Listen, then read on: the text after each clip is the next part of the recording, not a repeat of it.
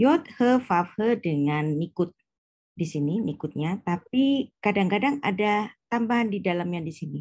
Nah, itu merupakan suatu instruksi pembacaan. Jadi setiap kali menemukan 4 huruf suci ini ada instruksi pembacaannya. Instruksi pembacaannya itu yang di dalam di sini. Artinya kita harus membacanya dengan Adonai. Berkaitan dengan tata krama. Nah, saya seorang guru, jadi saya bukan pendeta yang ngajarin doktrin, yang pokoknya kalau nggak ini kamu sesat, bukan begitu. Saya mengajarkan sesuai tata krama, sesuai kaidah bahasa asli Ibrani itu, bahwa Yod He Vav He secara tata krama tidak pernah diucapkan. Nah, ini saya juga mengutip dari salah satu rabi yang ada di Indonesia. Nah, kita lihat bagaimana Rabi Yaakov Baruk ini menjelaskan tentang 4 huruf yang suci. Yod, He, Vav, He, tetragrammaton. Di sini digunakan kata Yahweh. Saya luruskan sedikit, istilah Yahweh itu tidak ada dalam literatur Ibrani ya. Jadi tidak ada satupun itu Shem Hameforas atau tetragrammaton yang dieja menjadi Yahweh. Ini non Ibrani. Ya, ini bukan dari literatur Ibrani sehingga orang Yahudi tidak menggunakan ini, dan 4 huruf itu juga dieja menjadi Adonai di dalam doa dan Hashem dalam percakapan sehari-hari. Saya nggak ngelarang Anda untuk mengucapkan nama Yahweh, walaupun itu menabrak tata keramanya orang Yahudi. Anda boleh mengucapkan apa saja. Tetapi kalau Anda memiliki suatu pemahaman atau kepercayaan bahwa Yahweh yang paling benar, justru nggak benar sebenarnya.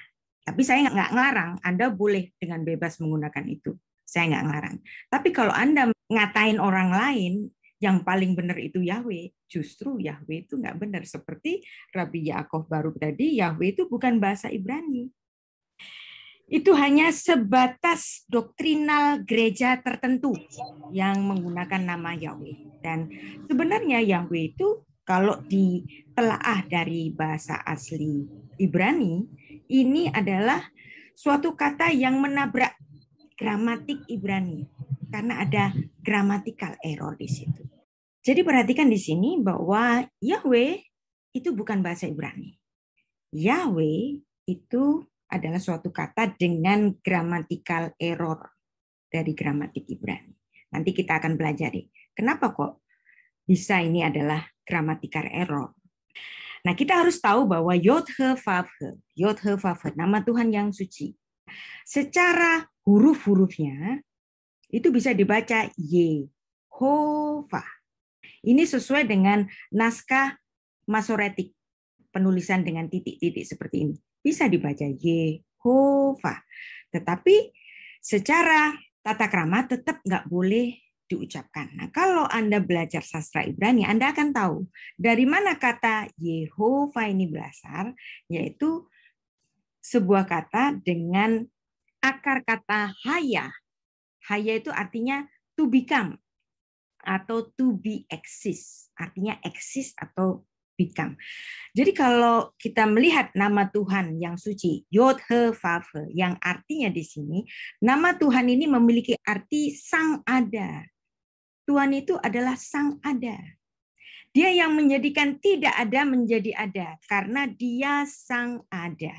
Nah, sekarang kita masuk pada kajian akademis pengucapan Yod He Vav He. Nah, kita sering berseberangan soal keyakinan teologis dan keyakinan historis. Nah, saya bisa mengatakan bahwa pengucapan Yahweh itu nggak ada sisi historisnya.